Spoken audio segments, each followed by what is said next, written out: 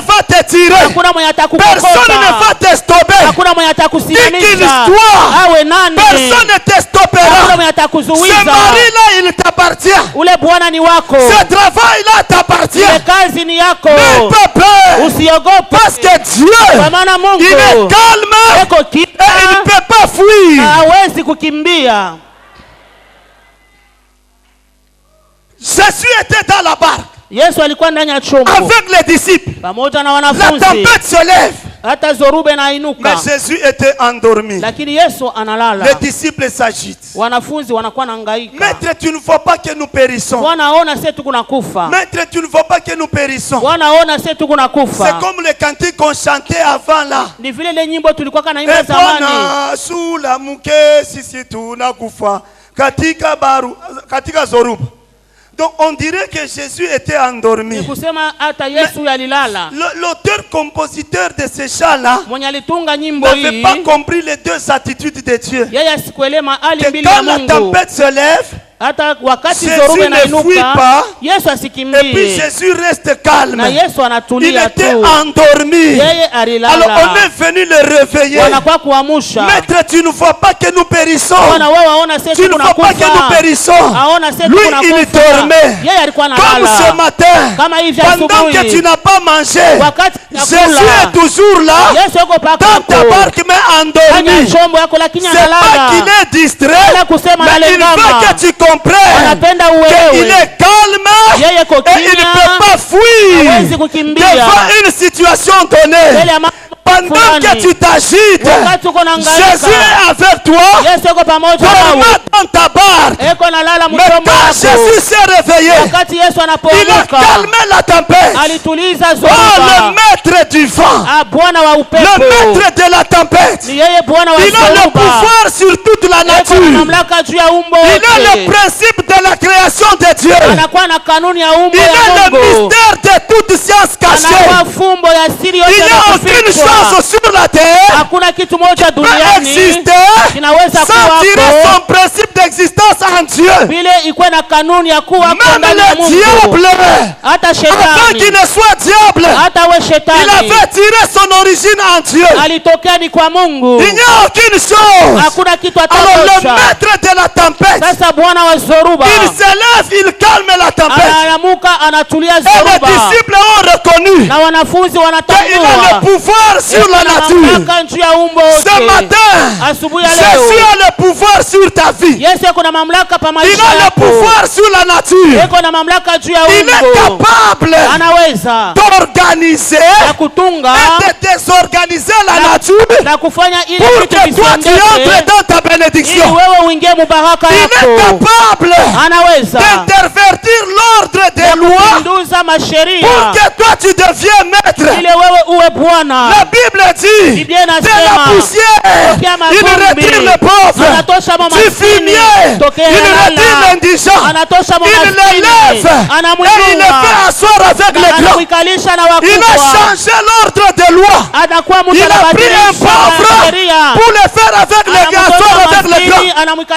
Ce matin, même si ta famille n'a pas de nom, mais Jésus est venu intervertir l'ordre de la loi pour que toi qui es pauvre, tu t'assois avec les grands. Pour que toi tu es indigent, que tu aies de la valeur. Et Jésus le fera. Un jour Dieu apparaît à Job au milieu de la tempête. Si Job était le pentecôtiste d'actuel, il allait diaboliser Dieu au milieu de la tempête. Il allait dire tempête sort. Toi esprit de mort sort. Mais Dieu apparaît à Job au milieu de la tempête. Et il pose la question à Job. Monsieur Job, dis-moi maintenant, qui est celui-là qui est en train d'obscurcir mes desseins? Dieu apparaîtra au milieu de la tempête pour te poser la question de savoir qui est ce sorcier de ta famille qui est en train d'obscurcir les desseins de Dieu dans ta vie. Ah, j'aime Jésus. J'aime Jésus. Il n'est pas un fantôme. Si Jésus n'est pas dans ta barque, il sera un fantôme pour toi. Mais s'il est dans ta barque, il est Seigneur et celui qui délivre. Et rassure-toi ce matin que Jésus est dans ta barque. Et jamais il ne sera un fantôme pour toi. Ce matin, aucune personne ne va obscurcir les desseins de Dieu dans ta vie. Les desseins de Dieu pour toi ce matin, c'est pour que tu traverses le Jourdain et que tu deviennes maître des nations plus puissantes et plus grandes que tu as déjà entendu parler. Tu seras le maître ce matin. C'est ça la volonté de Dieu pour toi. Et personne ne va obscurcir. Vous savez, même dans nos églises, il y a des gens qui souffrent d'un esprit d'outrecuidance. Maman Nathalie, un esprit d'outrecuidance. Un outrecuidant, c'est quelqu'un qui a une opinion trop favorable de lui-même. Donc il croit que tout c'est lui. Alors que quand Dieu veut bénir quelqu'un, il n'informe pas celui qui est à gauche ni celui qui est à la droite. Et quand Dieu parle à quelqu'un, il n'informe personne. Mais si toi tu souffres de l'outrecuidance, tu vas croire que c'est lui-là qui est faible par rapport à toi. Quand Dieu commence à les bénir, tu deviens jaloux et tu commences à les combattre. Ce matin, que l'esprit d'outrecuidance sort dans ta vie au nom de Jésus. Ne sois pas outrecuidant pour rien. Dieu, il est le Dieu de tout le monde. Dieu, c'est un Dieu de programme. Et d'ailleurs, Dieu, ce que j'aime à lui, il travaille avec un système d'auto-rechargement. Quand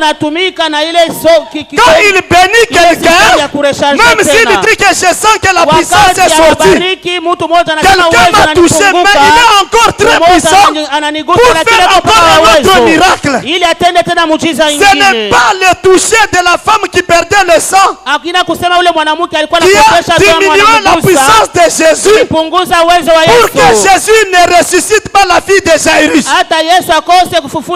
Mais Jésus est encore très puissant ce matin. S'il a béni quelqu'un hier, parce que quelqu'un l'a touché, il y a un auto-rechargement à lui.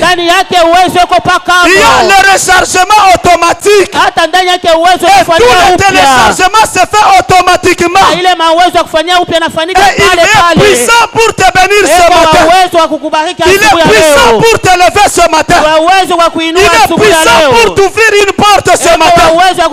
Il est puissant pour te guérir ce matin.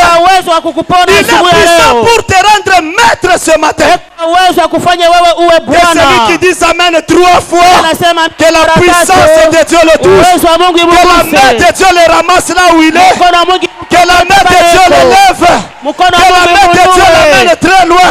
Moi je vois comment est-ce que Dieu est en train de briser les liens qui t'empêchaient de marcher. Oh, s'il a dit à Lazare, Lazare sort, et il demande aux Juifs de le délier, le laisser partir. Ce matin, le Saint-Esprit, non seulement qui t'a ressuscité, mais il a délié tes pieds. Tu iras très loin au nom de Jésus. Il a délié tes mains. Il a délié tes mains. Tu toucheras à ce que tu n'as jamais touché. Et d'ailleurs, tout ce que tu toucheras sera béni au nom de Jésus. L'œuvre de tes mains prospérera. Malgré les difficultés, ta main à toi est déjà bénie.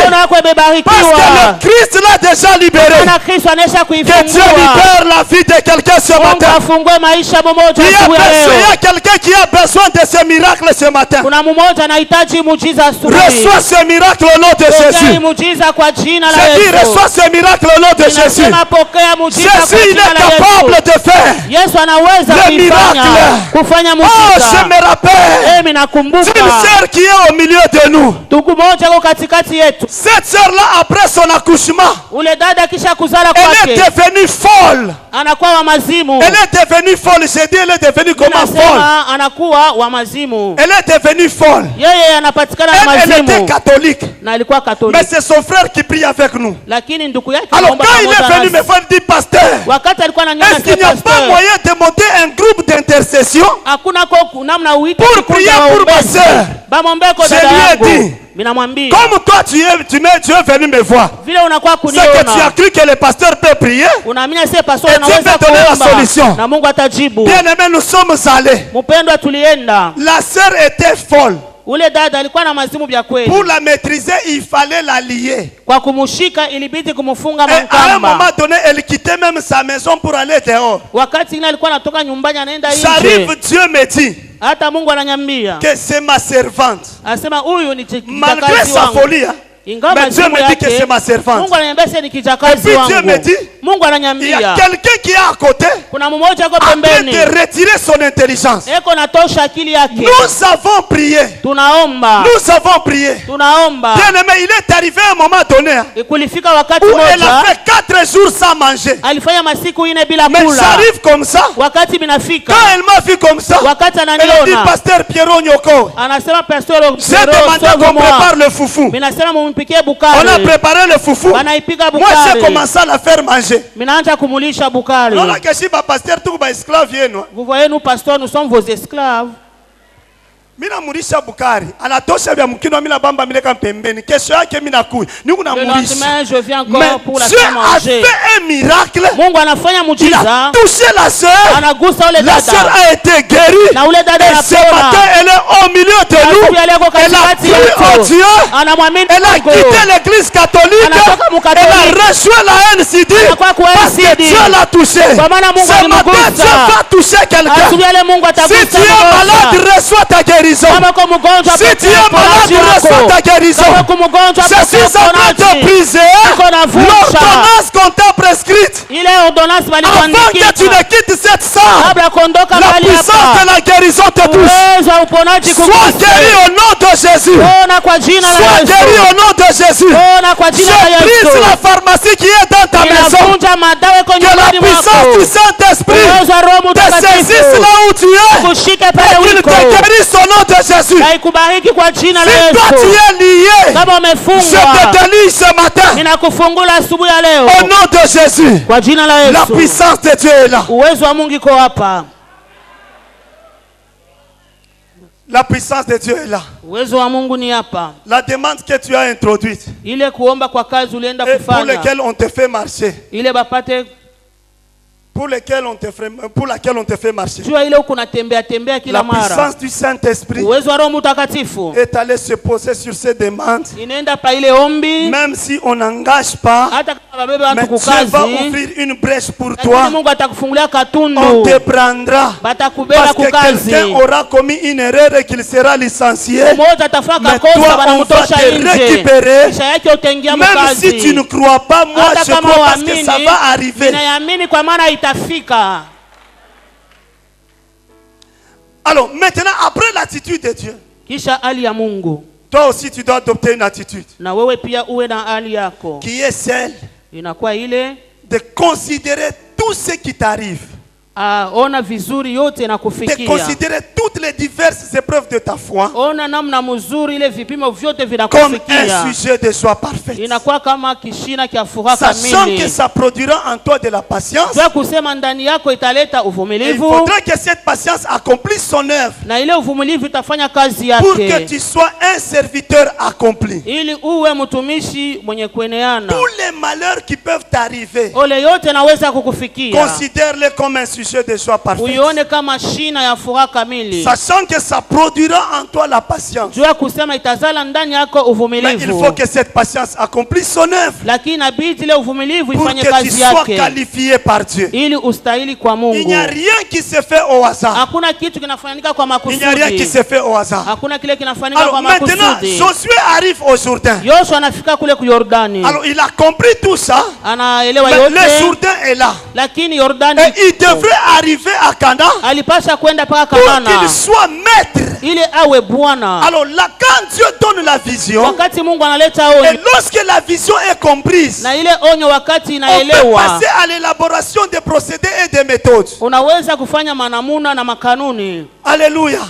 Parce que quand le but n'est pas connu,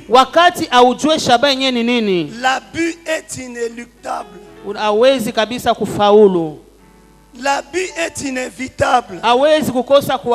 Si tu ne connais pas ce que tu fais, tu détruiras ce que tu fais et tu n'arriveras pas là où tu veux. Alors, comme première méthode, Josué demande au sacrificateur de prendre l'arche et de la placer devant. Quand tu traverses les difficultés, les épreuves, prends Dieu, place-le devant toi. Parce que la Bible dit, l'arche vous montrera le chemin. C'est un chemin par lequel vous n'êtes jamais passé. Réfléchissons ensemble avec vous. Pour traverser le Jourdain, il y a au moins deux possibilités. Soit on peut le traverser avec un bateau, soit on peut le traverser sur un pont. À défaut de ces deux choses, ou soit tu prends l'avion. Mais le jour où Dieu voulait rendre Israël maître, il lui a dit, prends l'arche, place-la devant toi. Elle te montrera le chemin. C'est un chemin par lequel tu n'es jamais passé. Dans tes épreuves, il y a toujours un chemin par lequel tu n'es jamais passé. Si tu fais confiance en Dieu, la Bible dit, heureux ceux qui placent en l'Éternel leur appui, car ils trouveront dans leur cœur deux chemins tout tracés. Dans ton cœur il y a deux chemins que Dieu a déjà tracés. Mais place Dieu, mets-le devant toi. Il te montrera un chemin par lequel tu n'es jamais passé. Le chemin de ton miracle, il n'est pas en dehors de toi, mais il est en toi. Mais place seulement Dieu devant toi.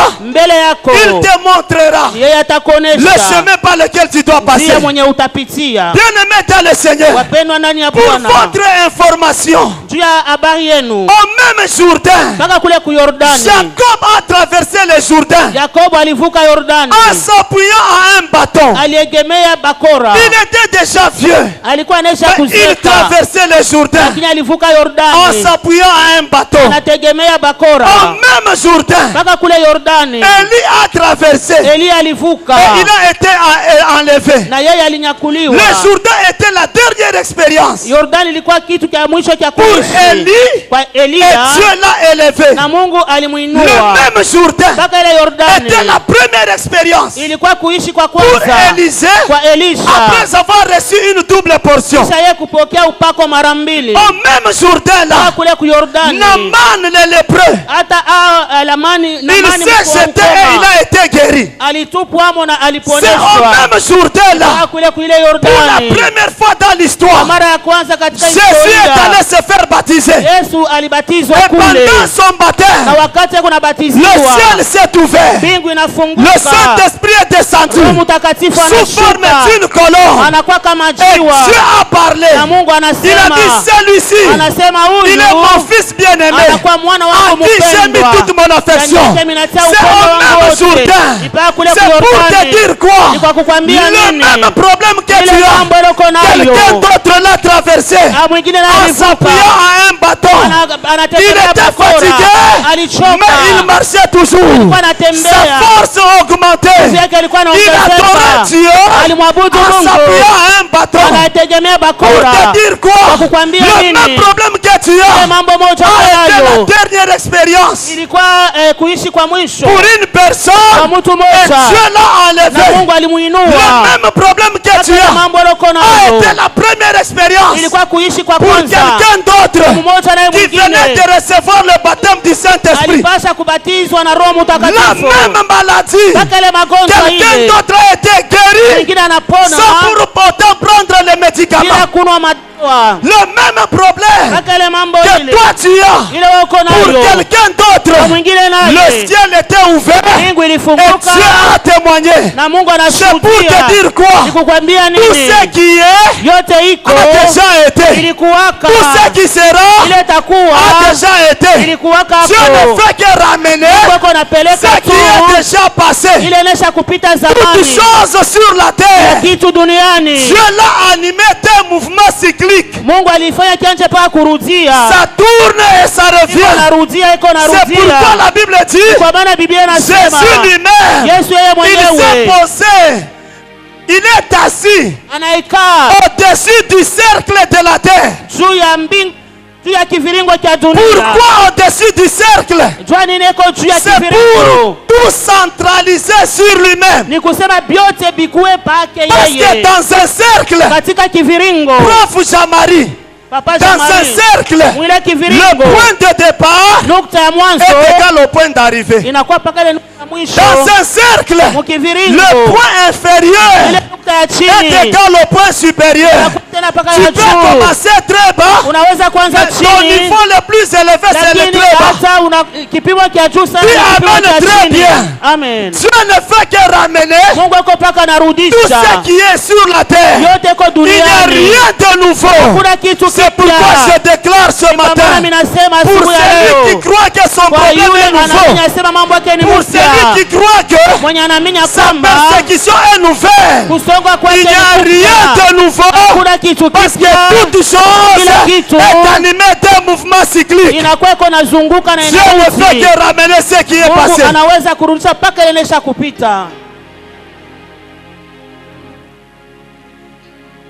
Deuxième méthode. Rapidement, Josué dit, car demain l'Éternel fera des prodiges. Alors rapidement, quand Dieu a vu que Josué a compris, Dieu est venu lui faire la promesse. Aujourd'hui, je commencerai à t'élever devant tout Israël, afin qu'il sache que je serai avec toi comme j'étais avec Moïse. Avant les épreuves, il y a la promesse de l'élévation. Et après les épreuves, il y a l'accomplissement de la promesse de l'élévation. Parce que Dieu ne peut pas élever quelqu'un avant les épreuves, ni pendant les épreuves, mais c'est après. Et lorsque tu auras traversé, c'est à ce moment-là que Dieu viendra te dire, maintenant je vais t'élever. Mais avant tu as la promesse. Bien-aimé dans le Seigneur, tu dois être maître. Tu dois traverser le Jourdain pour que tu sois maître. Josué devant le Jourdain, il n'avait pas besoin de la foi, mais il avait besoin de la décision. Savez-vous que la foi et la décision convergent vers un même résultat? La Bible dit sans la foi, personne ne peut prétendre avoir quelque chose de Dieu. Aussi l'apôtre Jacques nous dit, celui qui est irrésolu, il ne peut pas non plus prétendre avoir quelque chose. Donc ça veut dire celui qui a la foi, il obtiendra. Celui qui a la décision, il obtiendra aussi. Mais seulement la foi et la décision se définissent sur des terrains différents. La foi se définit entre le ciel et la terre, dans le néant. C'est ainsi que la foi devient une assurance des choses qu'on ne voit pas. Ce qui fait que les yeux de la foi sont spirituels. Et la foi devient une démonstration des choses qu'on ne voit pas. Lorsqu'il n'y a rien, on exerce la foi. Mais la décision quant à elle elle se définit sur la terre et devant un problème. Ainsi la décision devient une assurance des choses qu'on voit et une démonstration des choses qui existent. Et les yeux de la décision sont physiques. C'est quand tu vois que tu vas te décider.